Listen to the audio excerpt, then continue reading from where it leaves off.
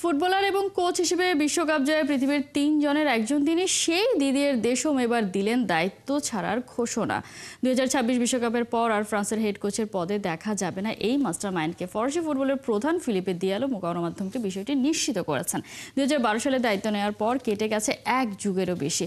২০১৮ সালে রাশিয়া বিশ্বকাপ জয় আর ২০২২-এ কাতার বিশ্বকাপে ফ্রান্সকে করেছেন রানার্স আপ।